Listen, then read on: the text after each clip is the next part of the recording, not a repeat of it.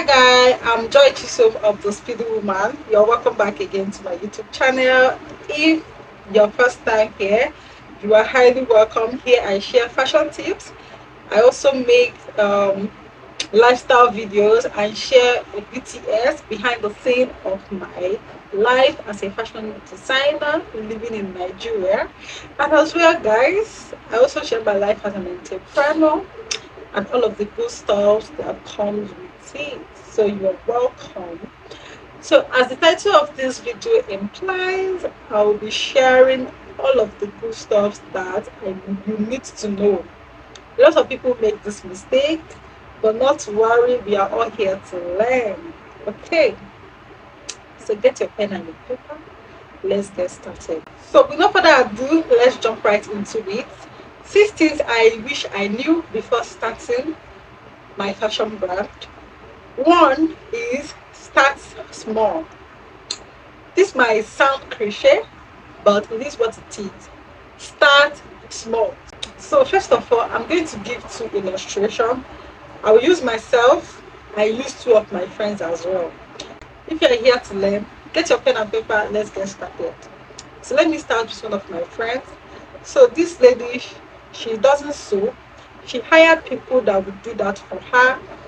While she sells fabric, she had other people at the background who will always sew a design for her while she sells to her clients, if you get what I mean. So majorly she focused on selling fabrics. So the vision was very big and clear, but she has not done market visibility. She hasn't known how the market runs. Okay, what did this girl did? She went and opened an outlet. She rented 3 bedrooms. In Abuja, you know these things are real. She rented 2 bed. She rented 2 bedrooms, not three. She rented 2 bedrooms. One for her outlet, and then the other one for her, what's it called, her workers. Everything was good, but she made a huge mistake. In that regard, she closed that shop and went back home and did that business for a short period of time, understood the market, and this time around she went inside the market to look for a plaza. Okay, she went inside the market, got a plaza, and then she opened the outlet now in a more structured way. You see the difference? She still sells her fabric. She added bags and other things. Now the other person, this one was my neighbor. She started from home. So this one does more of fabrics. She sells the best fabrics anyone could think of, mainly Ankara fabric. The best. I don't want to call her brand name here, but she was that good. Okay, so I saw how she grew, and before you know it, she opened her own outlet. And as much as I can tell, she's one of the best fashion fabric store that I know. Okay, so now giving these two illustrations, you see the other one took a bigger risk, but thank God she was able to correct herself, and the other one started small, gained momentum, and was able to scale. Now coming to me, I started from home as well. I did lots of businesses starting from home. So I can guarantee you that when you start from home, you learn what the market is all about. It also helps you to save more. Don't be in a haste to join trends or to use the most trending TikTok songs.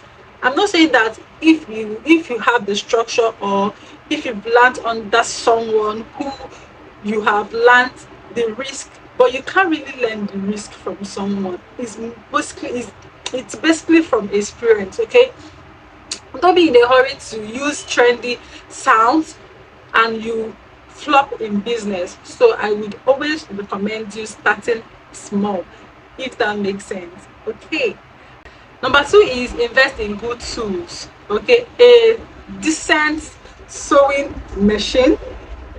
In fact, every fashion designer, whether big or small, needs a blackhead machine. Even if you have a an industrial machine, you see that black head machine is very, very important. Please go and get it.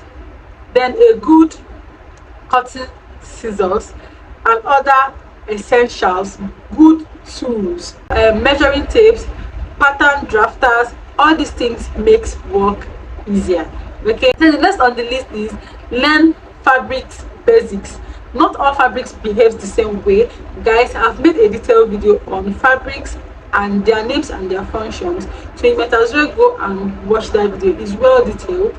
Okay, you can be making use of one fabric and you will not know that that fabric that you are using would perform better if you have used another fabric, if you get what I mean. So know fabric names and their function and the structure that, or the details of the fabric and how they will perform. Okay. Understanding fabric saves time and it also helps you to know the style.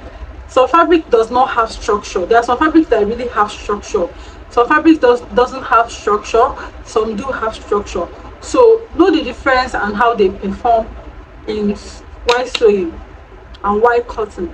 Jonkoso is different from liquid Mikado and Dutchels, and Ankara behaves different from crepe. So all of these things are things that you need to know, and it's also help you to perform better in your customer relationship. Okay. Another one is measure twice, cut once.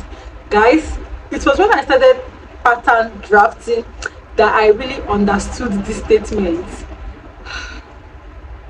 Measure twice, cut once. This is an old advice, but it saves a lot of embarrassment and time. Do you know why most people have more returning customers? Because of wrong measurement. You don't measure well. You just do it anyhow, and it's very bad that after sewing someone will come for adjustment. It's not right. So measure twice and cut once. It's better that you take more time in measuring, in patterning, in trying to get the drafting, or in making your pattern look better fit, than sewing and when you are done you don't have a good fit. It doesn't make sense. So please take this very seriously. Practice makes perfect. Why I'm able to share all of these tips is because I've been able to undergo most of these stages. Practice makes perfect. There's no way that you will not practice what you've learned, what you've watched. Even if you are a self-taught, you still need to practice. Even if you have attended fashion school and you've not taken time to practice any of those, you will end up forgetting them. Okay, so practice makes perfect. How was I able to make hip padding? Because I sat down, looked at them, practiced what my tutor had informed me, and I was able to do that, not one, not two, but three at once. Why? Because I practiced. So there's no way that you get better at your craft without practice. So please always practice. Always practice anything that you see online and you really would love to do it. Just practice it. That's the best way to get better at your crafts. Keep learning. Follow tutorials.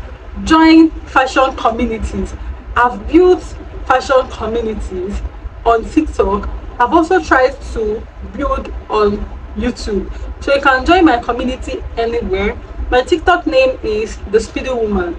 Okay, in as much as I don't have a dedicated page yet for interactions, but anyone that shares an idea that they would like me to throw more light on, I usually make a video on that. That's also intentional community building. So you can as well join my TikTok page or also subscribe to my YouTube channel for that. Okay, so there are always new techniques to try out. Try out new techniques. Look at what other people are doing and replicate. You keep learning, keep evolving, because fashion keeps evolving as well. So with that being said, if you find this video really helpful, do not forget to give it a thumbs up, like, share and subscribe to my YouTube channel if you are yet to do so. Guys, all of these tips are helpful things that are going to help you, especially if you are starting out. Do not take any of these tips actually lightly. Okay, even if you want to start in a very big way, make sure that you have a model or someone who is advising you that have gone through the process. By that, you avoid business risk. You also avoid making some mistakes that are going to cost your brand. Okay, so if you find this video really helpful, do not forget to leave a comment down below, give this video a thumbs up, and as well share this video to someone that it could be of much benefit to. See you guys on my next video, and please do not make this your last. Toodles.